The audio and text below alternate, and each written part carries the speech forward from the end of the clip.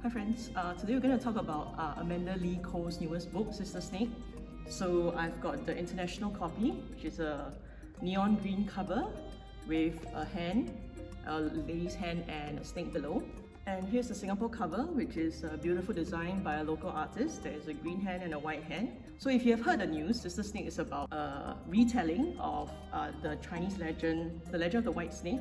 There are two sisters, one who used to be a white snake called Sue, and the green snake is Emerald. So Emerald is in New York City. Sue is a wife married to the Singapore Education Minister. And so this story traces their journey.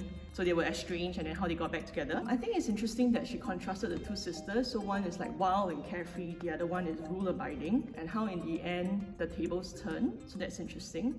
And I thought it was interesting that Amanda Lee Koe included the concept of tea. So having done some qigong, I think tea was well written in this book. The part about emptiness. So I think tea references like Taoist concepts, so Qigong and Nidan, they are Taoist practices, and emptiness refers, if I'm not wrong, to Buddhist practices. I think the Heart Sutra talks a lot about emptiness, so that's interesting too.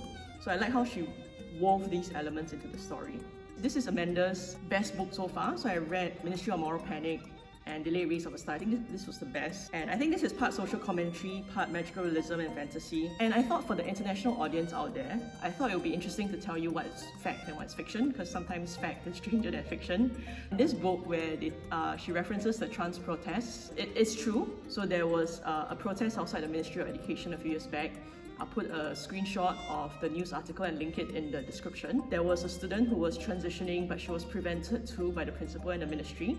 So the details are in the news article, but I thought it was interesting that it was included in this book. I think it's interesting probably for the rest of the world to know that protests are illegal in Singapore.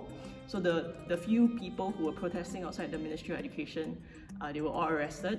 And it is true that in Singapore we have roads named after the royal family in England. King's Road and Queen's Road is a thing. This is interesting, but I really like this book. It was really fast-paced, very exciting to read. I know at least 2 queer book clubs reading this book this year. You really should check this out. I give this book 5 out of 5 stars. Yeah, I think this is a quite accurate portrayal of what Singapore is like. So if you'd like to buy this book, you can purchase it from my online store, rainbowlapispress.com. So I think internationally you only get this cover, but if you purchase this, you can buy this cover. This is your queer bookseller reminding you that books can help save lives. Okay, see you in the next video. Bye!